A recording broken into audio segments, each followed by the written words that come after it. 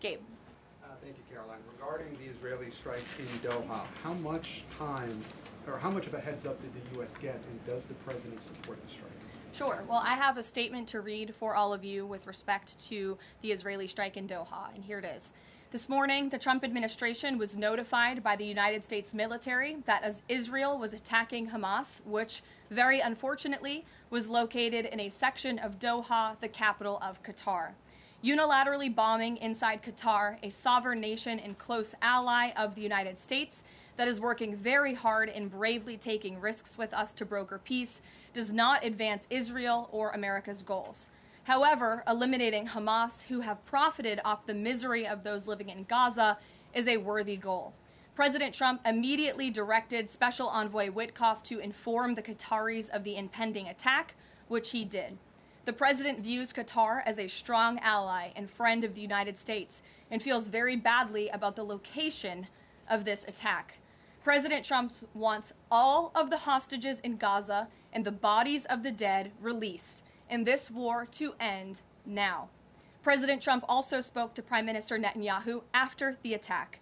The Prime Minister told President Trump that he wants to make peace, and quickly. President Trump believes this unfortunate incident could serve as an opportunity for peace. The president also spoke to the Emir and Prime Minister of Qatar and thanked them for their support and friendship to our country. He assured them that such a thing will not happen again on their soil. And to be clear, the president disagrees with the location of the strike and that he passed that along to Prime Minister Netanyahu. The president just confirmed that in the statement that I just read to you, which I spoke with him about before coming out here. Jackie. Thank you, Caroline. So is the president upset with Netanyahu now? The president made his thoughts and concerns about this very clear, and he spoke again both to Prime Minister Netanyahu and also the Emir and the Prime Minister of Qatar after this attack. And the president has always made it very clear that he wants peace in the Middle East, just like he sought that and accomplished that in his first term.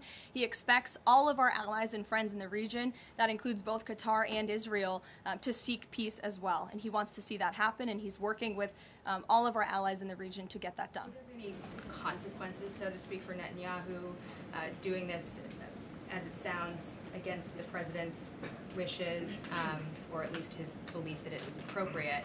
Is there going to be any directive from the president to Netanyahu in terms of what's allowed in the future? And also, is there any concern this could jeopardize the Abraham Accords?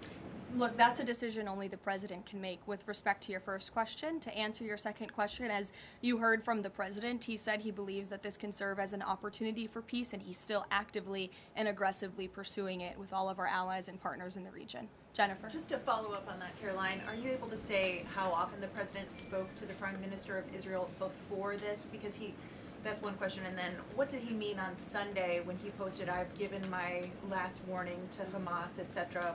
He wasn't talking about this strike on Doha? No, he was not. As I told you, the Trump administration was notified by the United States military that Israel was attacking Hamas, and the president spoke to the Prime Minister after the attack, as well as, again, the Emir and the Prime Minister of Qatar. And I know Secretary Rubio and Special Envoy Witkoff were present for that call with the Qataris as well.